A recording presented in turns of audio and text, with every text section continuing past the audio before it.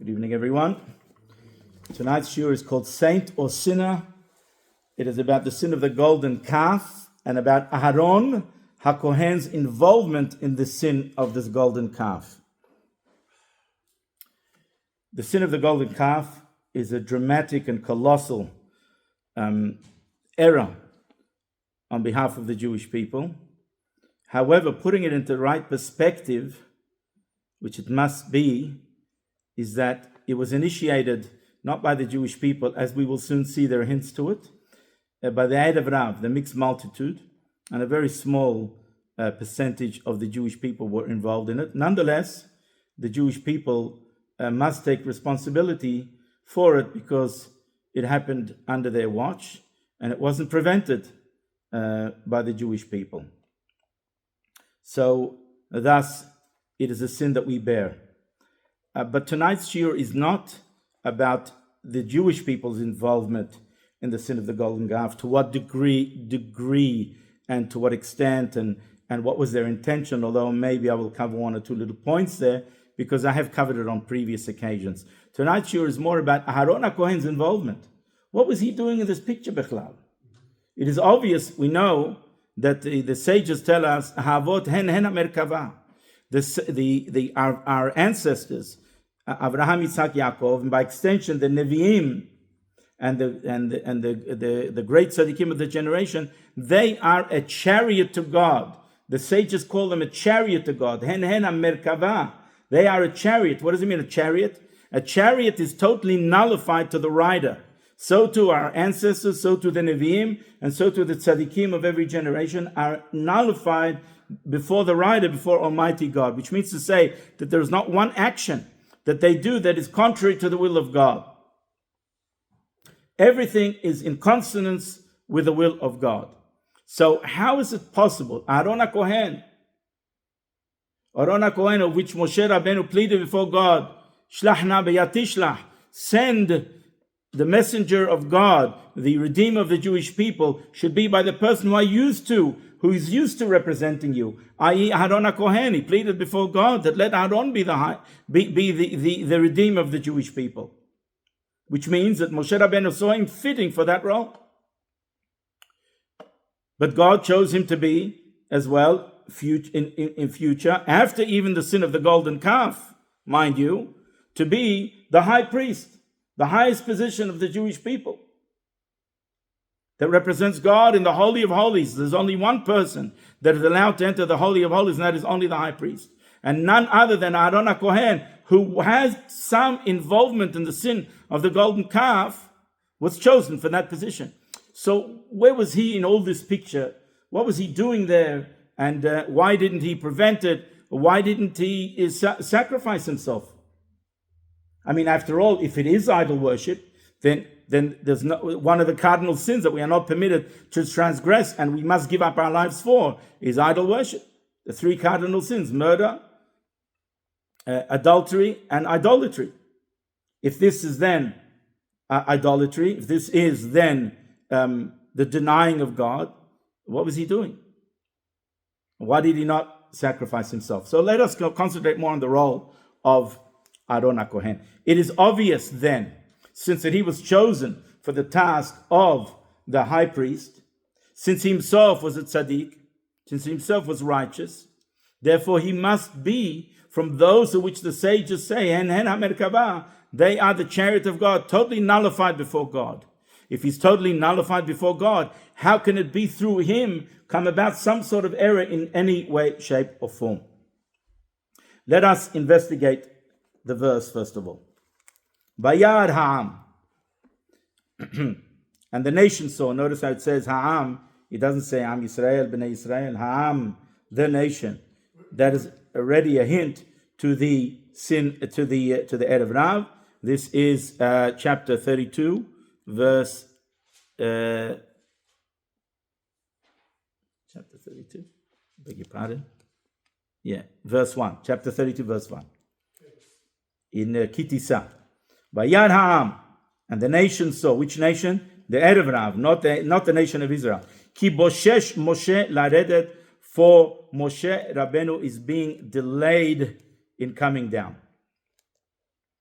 Laredet minahar, from Mount Sinai. There was a delay. Moshe Rabbeinu was expected to come at the end of 40 days. They miscalculated, and they want a leader. They want someone to represent them before Hashem. Vayakel ha'am ala Aaron, and the nation congregated around Aaron. Vayomuru elav, they said to him, Kum aseh lanu Elohim, make for us a God. Here they translate it as an oracle.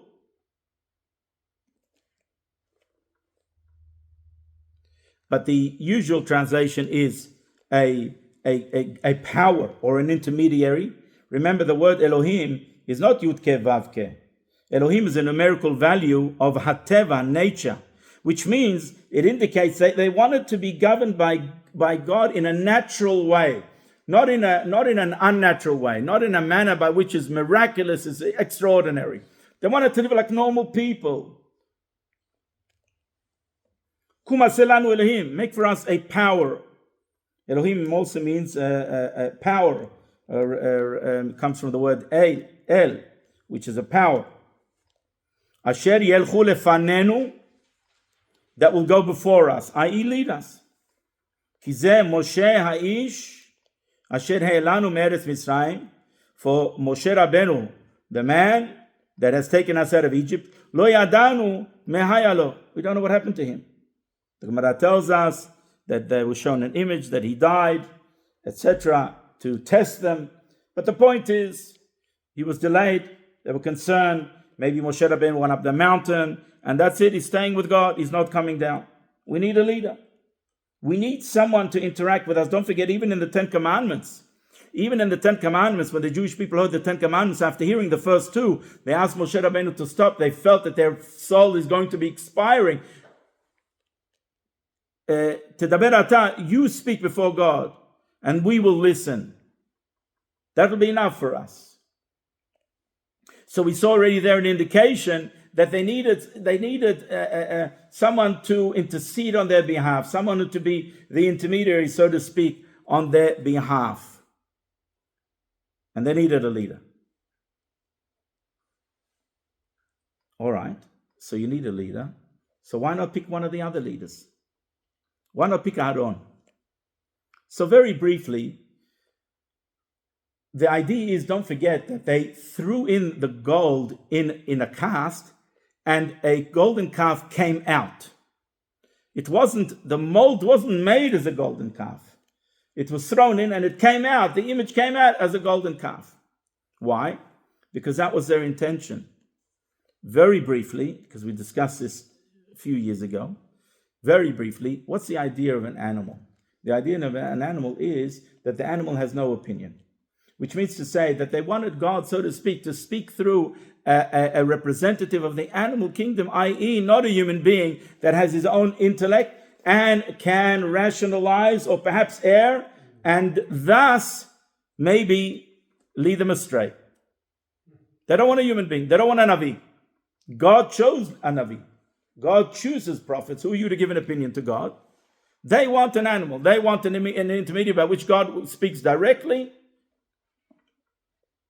And therefore there's no room for error. That may be that there's a personal opinion or a personal agenda that we should be concerned. But that's not your business.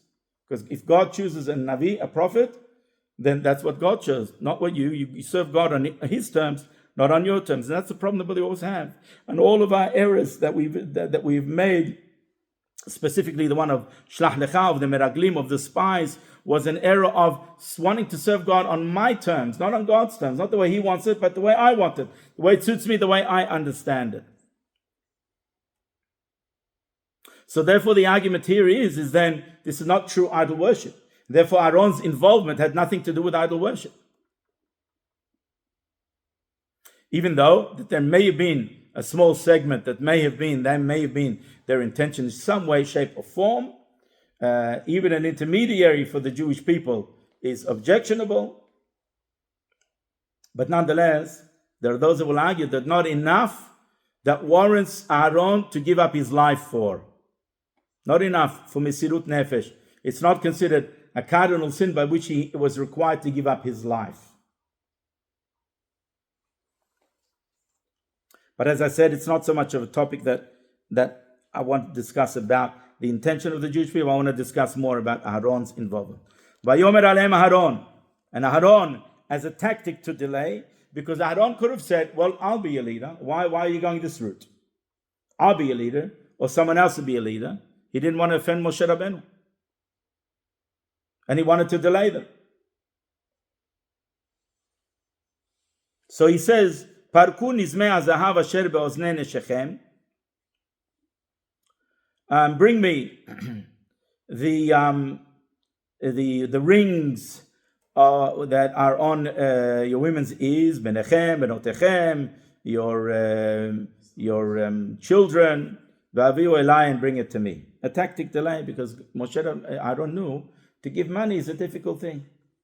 When he asked the Jewish people to give money, they're not running. Do this, do that. Everyone's got good ideas. Great idea. Rabbi, we should be doing this. Rabbi, we should be doing that. Everyone's got great ideas. Fantastic. I hear it all the time. How about you donate for it? Oh, sorry, I think my phone is ringing. I'll see you later. Because to donate, that's a difficult thing. The advice, everyone's got advice. I don't know what to do. So Aaron used that tactic.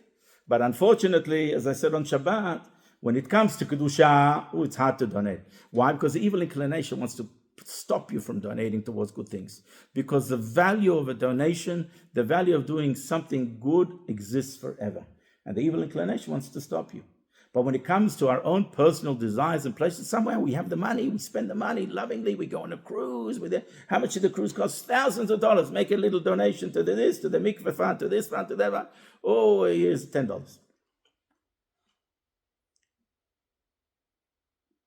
So I don't use that tactic to delay them. But what happened is, since it was talking about their own personal desires, they came, they ran forth. Not the women, by the way. The women did not. They weren't interested. But the men came, and they came quickly, swiftly. Why? Because it's an expression of their own desire, their own will. They brought all the gold. And he took it from the hand.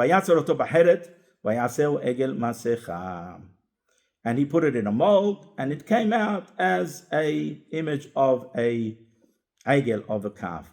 Vayomeru, and they said, listen to the wording, Ele Elohecha Yisrael. This is your God, O Israel. Who said to who? To the Jewish people. Who's speaking? Here's another indication that this is the Erev Rav, that is a mixed multitude that joined the ranks of the Jewish people. They weren't Jewish. They joined the ranks of the Jewish people because the Jewish people were the winning side. So they wanted to tag along. But it's too hard. It was too hard for them to follow their culture and their ways, their teachings. This is your God. That took you out of Egypt. Not us, because we went on our own choice. So here's an indication that it is the Erev Rav.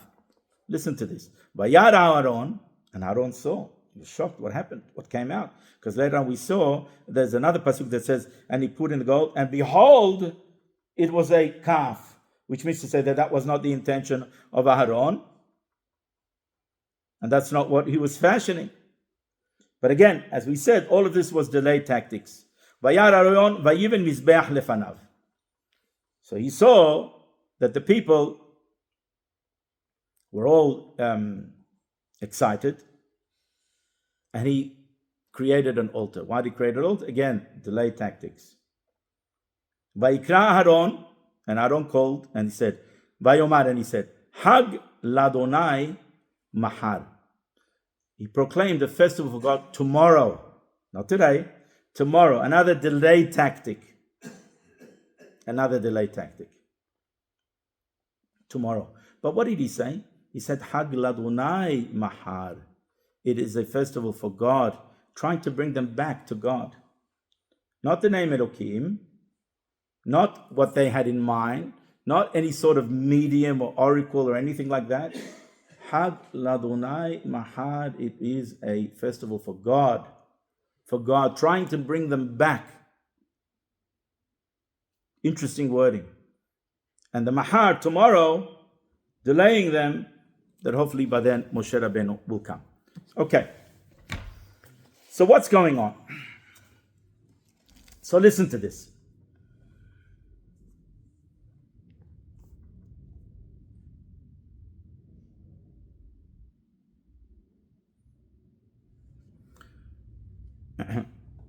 Hur was killed. Hur, it was the nephew, Aaron's sister Miriam. One of her children was Hur, and he tried to stop them, tried to intervene, and he was willing to sacrifice his life, and in fact he was killed. So seeing this, that he was killed by the people, he saw that this is serious. So the question is now, well, what am I going to do? To stop them? I'm not going to stop them because Hur was killed. So the question is, do I get killed for this? Does it warrant to be killed for this? Or do I try everything possible to delay? And that is the task that he took, and we will soon see why. And as I mentioned before, since really, truly, at least from on behalf of the Jewish people, one can argue even to a certain degree on the perspective of the Erev Rav, of the mixed multitude, we're not talking about here true idol worship. So rather take the stance of delaying them rather than giving us one life. Giving us life is easy. I have no doubt that Aaron was willing to do it. He wasn't scared, as we will soon see. The Holy Arizal says that the whole episode came Aaron's way was because he was a Gilgul, he was a reincarnation of Haran. Who was Haran? He was the brother of Avraham Avinu. What was his story? Why was he reincarnated? Why did he need to be reincarnated? And why was he reincarnated in Aharon? Let's see the story of Haran. The Torah tells us like this, in Parashat Noah. Vayamot Haran al pnei terach aviv. And Haran died in the lifetime or before Terach, his father. The commentaries explain to us, Rashi says, he died because of his father. Why? Because of the approach and the idol worship of his father. Be'eretz moladato, be'ur kasdim, in the place of his birth, in the city of Ur Kasdim. Says Rashi in the name of Midrash as follows. Al peneh Terach aviv, in the life or before Terach his father, she'al yedei aviv met, because of his father he passed away. Why? Shekabal Terach al Abraham beno lifnei Nimrod. For Terach the father complained about Abraham, his son, that he's destroying the idol worship and he's not following in the path of Nimrod. Illegal. A practice that's illegal in those days. What was the reasoning behind Terach? Maybe he didn't want to be killed. Maybe he didn't want to, or maybe that was a belief system, and this is a rebellious child.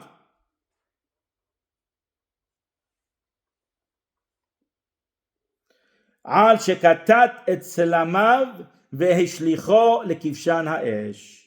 He complained that he destroyed the idols. Terach was an idol maker and an idol seller. That was his business. And that's what they believed in. And Abraham did not believe it, wanted to show that they have no power, and he destroyed them with the famous Midrash. I'm not going to go into all the thing. He put a hammer in one and food in the other one. And he said they were arguing. What happened here? They were arguing. He said, they don't move. And he said, you're right, they don't move. So if they don't move, what are you worshipping them? The famous story. Now, listen to this. Abraham had no problem.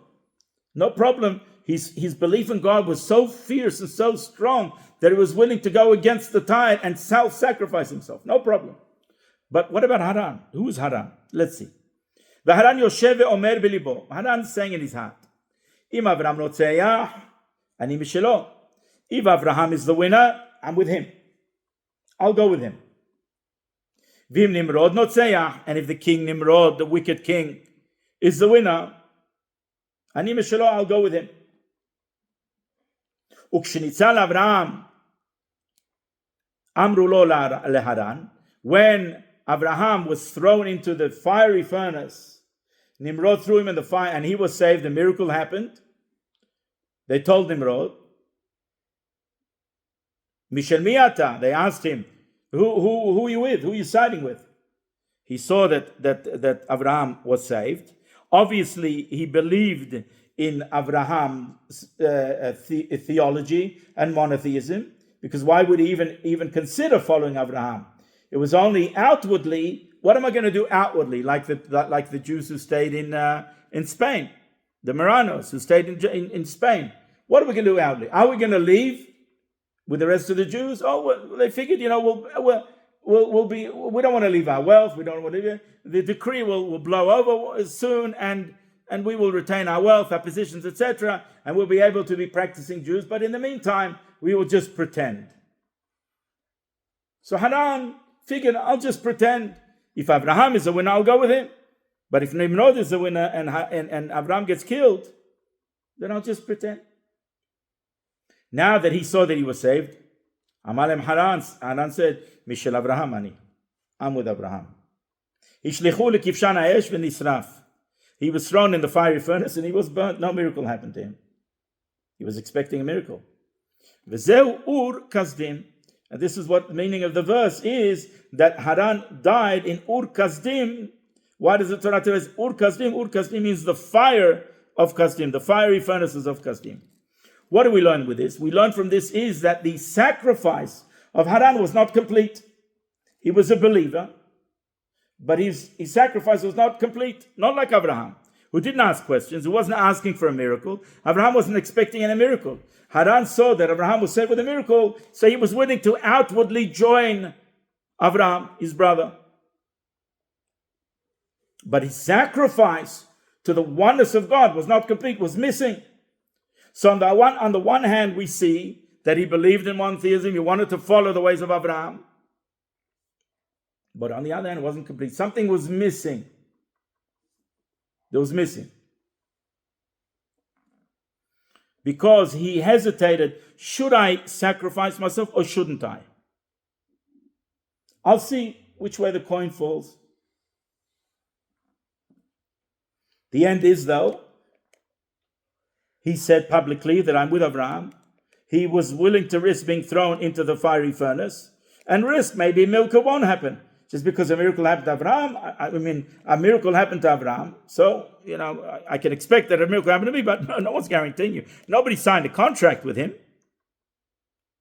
So there is a dimension of self-sacrifice for the oneness of God. Says the Holy Arizal in Shar HaGilgulim, in the gates of reincarnation, that the idea of reincarnation is shelo yidah mimeno nidah, that there is no how should I say, there's no no one is ever pushed away. There's always an opening for a person to return. A person is not banished forever. And that is the idea of the reincarnation, that a person's soul is reincarnated in order to fix something, to complete something, to complement something that we have not yet finished. And incidentally, we're all reincarnated souls. It's one in a generation, if that reincarnation soul. Sometimes the reincarnation soul of tzaddikim is because the generation needs them, not necessarily because they need to fix something or they have a deficiency. But the regular of us are reincarnated souls. To a non-reincarnated soul, a new soul, is something that is extremely, extremely, extremely rare, as we know with the story of the Baal Shem Tov that prepared himself 3 years before the birth of the Rav Baal HaTanya, because he knew that this was a new soul. So the Arizal says that there is a deficiency. On the one hand, he was willing to sacrifice, but on the other hand, it was not complete, and therefore there was a deficiency here, and therefore he needed to be reincarnated to redeem that quality that was missing, but on the other hand, to recognize as well the sacrifice of Haran. So says the Holy Arizal that Aharon tiken, rectified Haran in the manner of his self-sacrifice. The manner of the self-sacrifice of Aharon, as we will soon see, is even greater than Hur. Hur gave up his life. The sacrifice of Aharon is even greater than that, as we will soon see. Let's see. The Gemara tells us as follows. Why didn't Aharon allow himself to be thrown to be killed? like Haran, like his nephew. Let's see what the Gemara says. Aaron vayiven mizbeach lefanav. Aaron saw and he built the altar. Mara, what did he see? It says Aaron saw and he built a sacrifice. What did he say? What did he see? It doesn't say. The pasuk doesn't say what he saw. He saw and he built a sacrifice. What did he see? Amar Rabbi Binyamin bar Yefet. Amar Rabbi Lazar. Rabbi Binyamin says, Ra'a Hur shezavuach lefanav. He saw Hur, his nephew, killed before him. That he self-sacrificed. Amar ilo shaman elhu hashta avdulo keda'avdu b'Hur. If I'm not going to do what they want, they're going to do to me what they did to Hur. And then there will be a tragedy to the Jewish people, because there's a prophecy in the Megillat Lamentations in Echa, in chapter 2, verse 20. And there it says, Im yahareg b'mikdash Hashem kohen v'navi. If there will be killed before Hashem a priest and a Navi and a prophet, there will not be a rectification for that people, for that nation ever. And Hur was considered a Navi, a prophet, Aharon a Kohen. If both of them would be killed, then the Jewish people would not have a takana. They would not have an opening for repentance. So let's now understand that the sacrifice of Aharon was even greater than that of Hur.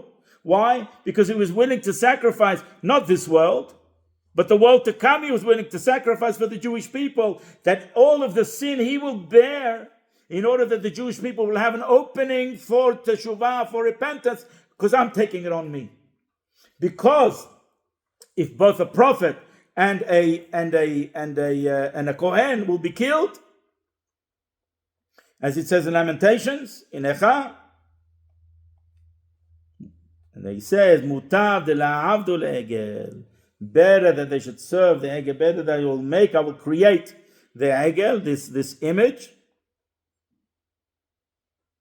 Efshar havelahu takanta b'tshuva. Maybe then there will be an opening for repentance for them.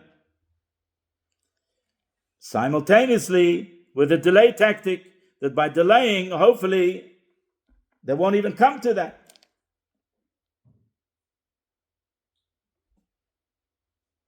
The Midrash says as follows: Ki b'zchut shekiben Aharon al atzmo la'asot et ha'egel.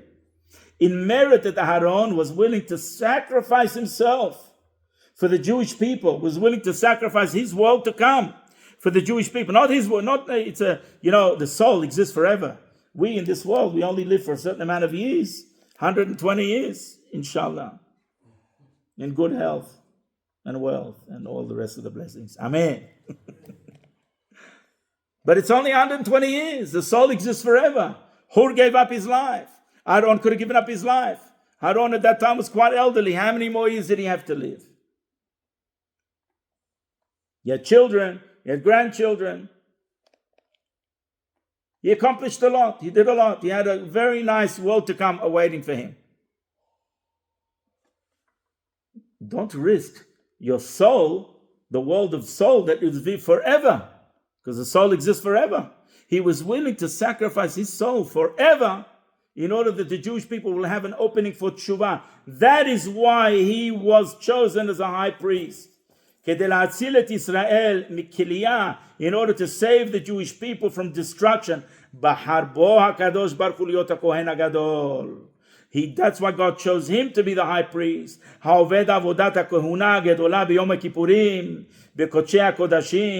be the one that does the service of Yom Kippurim, the holy day of forgiveness, in the Holy of Holies.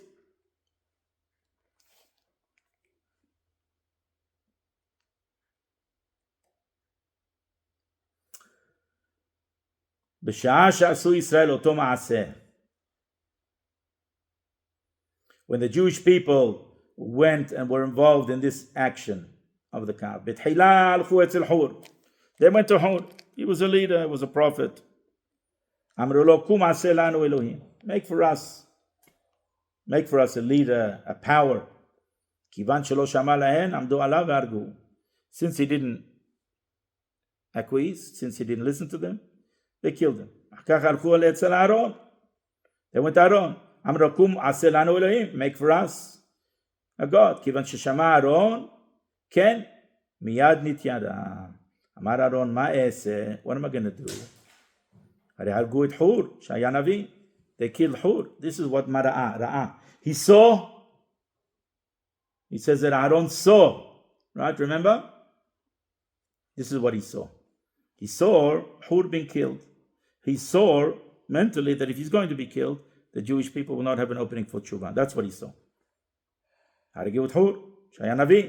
עכשיו אם הורגים אותי, if they're going to kill me שאני כהן, מתקיים עליהם המקרא, שכתוב אם יהרג במקדש השם כהן ונביא, מיד הם גולים. If the Jewish people will kill the prophet and the Navi, there will be exile. אמר אהרון, אם בונים הן, את העגל אותו הסירחון נתלה בהן. If Aaron figured, they're going to kill me, but they're going to build it anyway. Let me build it. Let me delay, let me build it. מוטב שיתלה הסירחון בי ולא בישראל. Let this sin, let I bear the sin. And now remember, it's not idol worship, because if it was idol worship, he's not allowed to do it. He has to give up his life. You can't do what you want. But since it's not idol worship, and certainly that's certainly not his intention, even though maybe other people's intention, and even though that is itself debatable, but that's certainly not his intention. Therefore, he was not commanded to give up his life. And not only you were not commanded, he was actually willing to go ahead with this in order to save the Jewish people. Amar lo HaKadosh Baruch Hu LaAaron. God said to Aaron, Ahavta tzedek, you love justice, letzadek et banai, in order to make righteous my people. You like righteousness, not for yourself, for the people of Israel. Letzadek et banai, in order to bring righteousness for my people. Al ken, meshachacha, Elokim Elokecha, that's why God anointed you. Amalo Hayecha, God says, I promise you, Shemikol Shifto Shel Levi, from all of the tribes of Levi, Lo Nivhale Kahuna Gedola Ela Ata, only you will be chosen as a Kohen. Why? Because your intention was for atonement for the Jewish people. Since your intention was for the atonement of the Jewish people, there's no one more fitting to bring atonement for the Jewish people as a Kohen, as a high priest than you. And that's why he was chosen, because his intention was atonement. Therefore, his mesirut nefesh, his self-sacrifice was real and true. His self-sacrifice was, he was willing to bear the sin. He was willing to take the responsibility in this world and in the world to come, as long as to save the Jewish people. Like Moshe Rabbeinu, Moshe Rabbeinu told the Jew, God, you want to wipe out the Jewish people? Wipe me out. Wipe me out. I don't want to have anything to do with the Torah. I have nothing to do with you if you wipe them out. He was willing to sacrifice himself. Aaron too. Such lead is unbelievable. This is why he was chosen. Now, let's get back to why the tikkun of Haran came about through Aaron. Because Aaron's self-sacrifice was so great, it was able to rectify the diminished or the missing self-sacrifice of Haran, the brother of Abraham. So what happened? Haran did the action, right? Haran did the action. He gave up his life for God. But his intentions was not as great. By the way, nobody knows the intention of Haran. God revealed to us what the intention of Haran was. But nobody knows what's in the heart of Haran, only God. Nobody knows what's in the heart of Aaron. So the action of Aaron, seemingly the action of Aaron was, oh, Aaron, you did not give up your life like Hur, like your nephew. But the intention was so noble that his self-sacrifice was even greater than that of the nephew. And that intention was so powerful, was able enough to rectify the sin or the diminished sacrifice or the lacking of true and full and complete intention for the oneness of God of that of Haran. Now, we know that Haran, how is Haran spelled? Hey, Resh, Nun. How is Aharon spelled? Aleph, Hey, Resh, Nun. Exactly the same letters except for one letter. Aharon has one letter extra than Haran, an Aleph. Let's see what's going on with that aleph. What is the symbolism of that aleph? What is going on with that aleph? Amazing. Let's see. The Gemara says, Amale by Hey Lehilel. But Hey, it's a very cool name, says to Hillel. There is a pasuk in Malachi that says as follows: Ushavtem uritem ben tzadik lerasha, and you shall see the difference between a righteous man and a wicked man. Ben oved elokim la'asher lo avad, between the difference between he who serves God and he who does not serve God. Obviously, we're not talking about righteous and not righteous. Now, obviously, we're talking about both righteous, but there's a level of a righteous person that is considered a servant of God, and he who does not serve God, i.e., service of God is not that complete. Because before we said, go and see, let us investigate the difference between a righteous man and a wicked man. All right, so there's a difference between a righteous man and a wicked man. So what's the next level? The next level is within the righteous man itself, there is a person who's considered a servant of God, a true servant of God, and one service of God that is not complete. Let's see what does it mean. Hainu tzaddik, hainu oved elokim, which means we're talking about a righteous person who's a server of God. Hainu rasha, and then we're talking about a wicked person. Hainu asher lo avadu, that is not a server of God. It's obvious. Amalei, no. Avdo v'lo avdo tarvayu tzadiki gamureninu. No, that where it says asher avdo v'asher lo avado, he who serves God and does not serve God. Hillel responded and said, no, tarvayu tzadike gemureninu. Both of them are absolute, complete righteous people. But there's a difference in the way that they're serving God. ואינו דומה שונה פרקו 100 פעמים לשונו פרקו 101. One cannot compare someone who serves God as someone who studies and reviews his studies 100 times to he who reviews his studies 101 times. What does it mean? In those days, it was a common practice that they reviewed, don't forget in those days, they didn't have publishing houses and printing houses that we have today. Things were on parchment. It was very, very expensive. People did make notes, but it was much more scarce. That they reviewed a lot and they committed things to memory. Those days, it was common practice to review your studies 100 times. If you review your studies 100 times, that's the normal practice of things. That's a natural thing. That's the norm. You're not extraordinary. You're righteous. You're good. You're great. But that's not extraordinary. Someone who goes beyond his comfort zone. If the comfort zone is 100, and then you go beyond that comfort zone, that one extra time is worth all of the previous 100. Why? Because you went beyond your comfort zone. Always break your comfort zone. Always go beyond your comfort zone. Because that little millimeter that you moved beyond your comfort zone is worth the greatest of them all. I say this in regards to, I use an example of this as exercise. The doctors tell us to exercise, and they tell us to exercise until it hurts. And they tell us to exercise for a minimum of, let's say, walk 20 minutes, right? Why do they tell you one to walk? Because it takes the body a while to warm up. And it's only after that point when the body is warmed up, then you start getting the effect of the exercise. If you're lifting weights and you're doing 3 weights, you're not going to get anywhere. But when you start to do, when you, let's say 10 is the exertion level, anyone past 10, that's when you're going to build your muscle mass and your strength and repair your body or health or whatever the case may be. You want to lose weight? You're not going to lose weight by walking, having a nice little stroll around your house, for 5 minutes. That's not going to do it. You got to get to the point when you're starting to sweat, and any step past there is, I don't know, a kilojoule, half a kilojoule, or a calorie. I don't know what it is. But that's how it works. So too, when you serve God, you got to go beyond your comfort zone. That, even if it's a 1 millimeter beyond that comfort zone, that's worth all of the 100 beforehand. All of the 100 beforehand was just a build-up for that one extra step that you took. You went beyond your nature.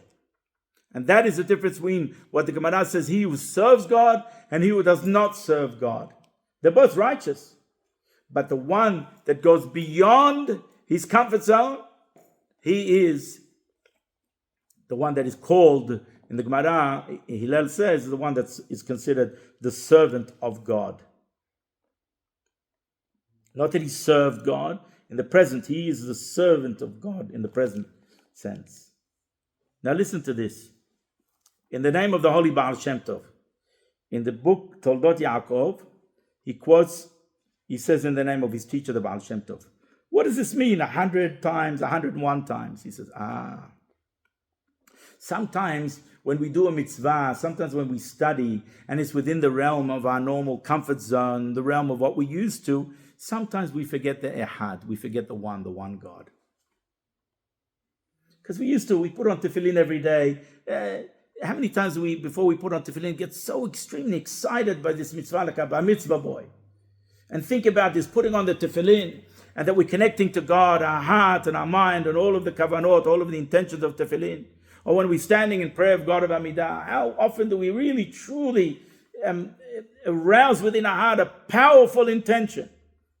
So sometimes, and we serve God in a normal beregilut, how do you say beregilut? In the normal monotony of things, we can sometimes forget God intimately. Generally speaking, of course I'm doing a mitzvah of God, but intimately, the Ehad.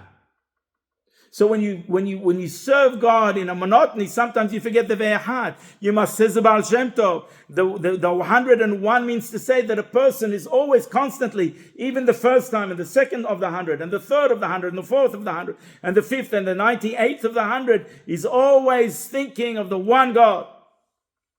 There's Mea and there's Ve'ahad and the one God.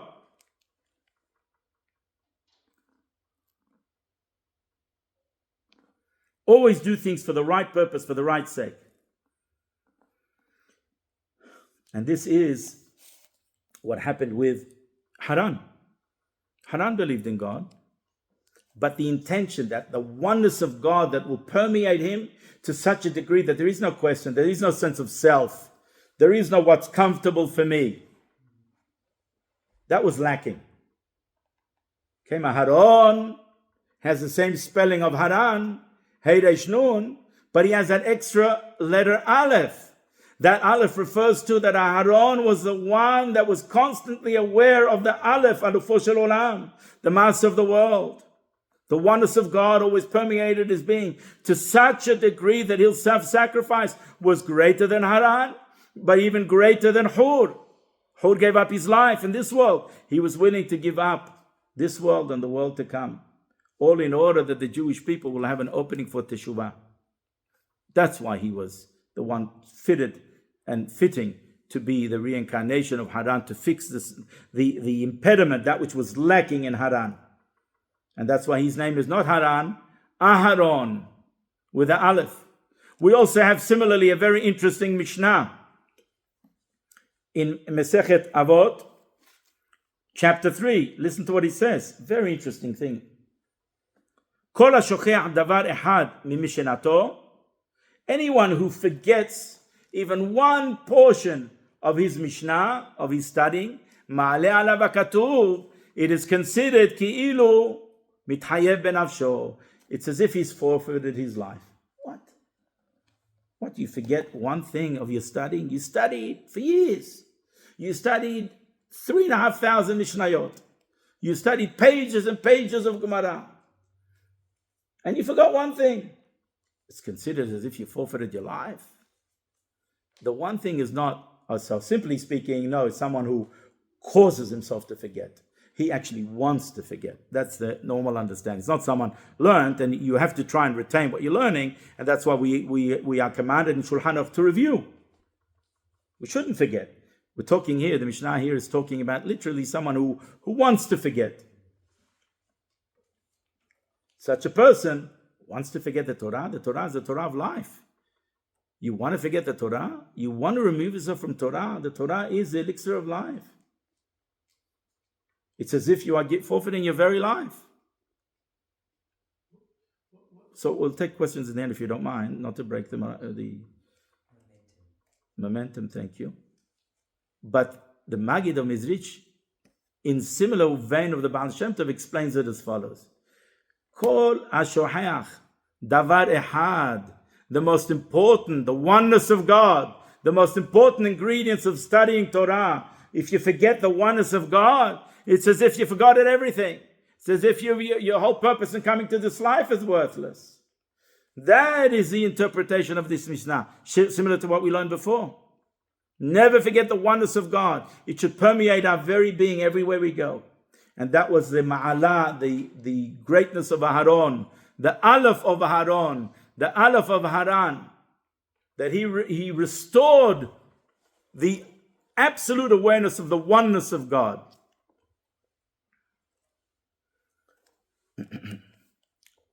You remember, I don't want to get into this because the Arizal actually gave a little bit of a introduction to all of this, but I'll say very briefly. It's just as a way of introduction to what I'm about to say. The Arizal really said that in a way, the fact that Adam and Eve and Adam listened to the snake and said, "You will be godlike," is a form of idol worship. Remember eating of the tree of knowledge? One of the convincing arguments is to Eve was that you will be godlike. You'll be godlike. In other words, the ego,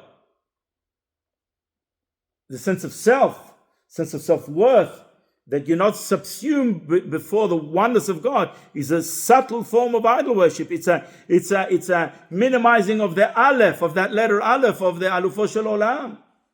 So it says that Haran was in fact reincarnated. Was a portion of him was reincarnated in Abraham, of Adam, and a portion of it was reincarnated in Haran. And both of them had to self-sacrifice.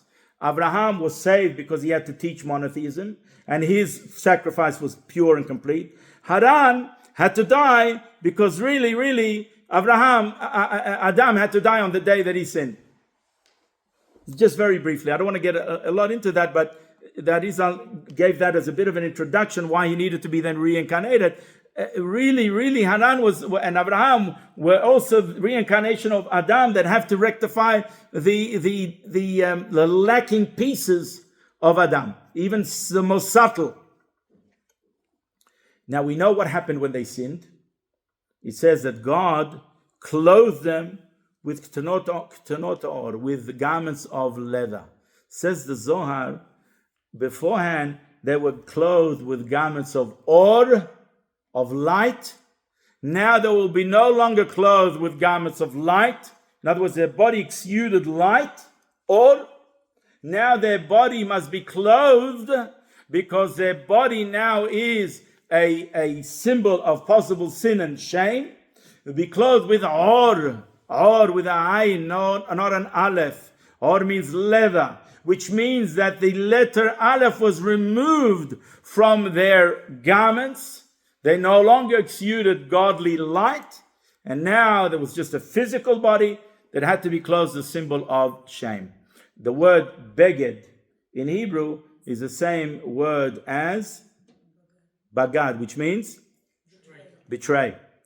The fact that we wear clothing, the fact that Aharon, that Adam and Hava needed to wear physical clothing, is a symbol of their betrayal to God.